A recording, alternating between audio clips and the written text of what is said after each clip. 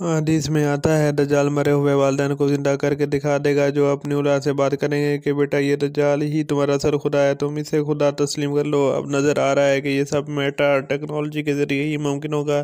شاید میٹا کا کوئی ایڈوانسڈ ورژن ہوگا جس میں چیٹ جی پی ٹی کی طرح کا خود کا رپورٹ آپ کے ہر سوال کا جواب دے گا، یعنی مرے ہوئے لوگ اب آپ کے سامنے آ کر آپ سے باتیں کر سکیں گے، اور وہ بھی بالکل ایسے جیسے زندہ دوست ایک ساتھ بیٹھ کر گپ شپ لگاتے ہیں۔ اس ٹیکنالوجی کے ذریعے انسان ایسی تخلیقی دنیا میں داخل ہو جائیں گے جیسے کارٹون کی دنیا ہوتی ہے، جس میں تمام زندہ و مردہ لواحقین مل جل کر اپنی پسند کی جگہ پر گپ شپ لگا سکیں گے۔ سارا سیٹ اپ تو کمپیوٹر اور ٹیکنالوجی سر انجام دے گی، لیکن انسانوں کو ایسا محسوس ہوگا جیسے سب کچھ حقیقت میں ہی آنکھوں کے سامنے موجود ہے۔ اب واپس حدیث کی طرف آتے ہیں، غور سے سمجھیں۔ مفہوم حدیث: دجال ایک قصبے سے گزرے گا، وہاں موجود لوگوں کو کہے گا میں تمہارا خدا ہوں، مجھے خدا تسلیم کرو۔ وہ کانے دجال کو ماننے سے انکار کریں گے اور اس سے خدائی کی دلیل مانگیں گے۔ دجال، جس کو پہلے سے علم ہوگا کہ دلیل مانگنے والے شخص کے والدین مار چکے ہیں، کو کہے گا کہ اگر میں تمہارے والدین کو زندہ کر دوں تو کیا تم مجھے خدا تسلیم کر لو گے؟ وہ کہے گا ہاں، کیوں نہیں۔ دجال اس کے والدین کو جادوئی طریقے سے، یا یوں کہیں کہ میٹا ٹیکنالوجی کے ذریعے زندہ کر کے اس کے سامنے پیش کرے گا، اور وہ والدین اپنے بیٹے کو کہیں گے کہ بیٹا یہ دجال ہی تمہارا اصل خدا ہے، لہذا تم اس کی بات مانو اور اسے خدا تسلیم کر لو۔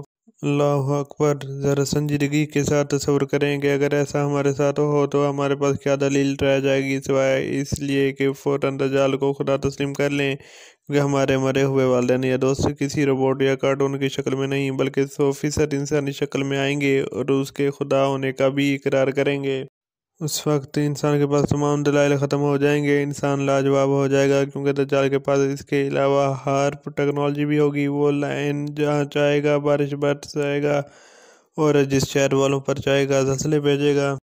انسان اس کے سامنے مکمل لاجواب ہو جائے گا، اس سے بحث و تکرار میں کبھی جیت نہیں سکے گا، کیونکہ وہ سوائے چند ایک کے تمام خدائی کام اپنے شعبدے بازی سے کر کے دکھائے گا، بشمول مردوں کو زندہ کرنے کے۔ بے شک وہ شعبدہ بازی سے ہی ہو، جادو ہو یا پھر جدید ٹیکنالوجی کا دھوکہ ہو، لیکن ایک بات تو طے ہے کہ ایک عام انسان اس کی شعبدہ بازی نہیں سمجھ سکیں گے۔ اکثریت دھوکہ کھا جائیں گی، اپنا ایمان گنوا دے گی۔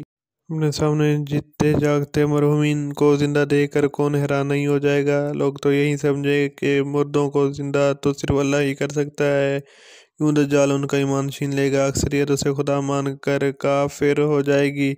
حدیث میں آتا ہے اس وقت صبح کا مومن شام کو کافر ہو جائے گا اور شام کو مومن صبح کو کافر ہو جائے گا۔ اللہ اکبر!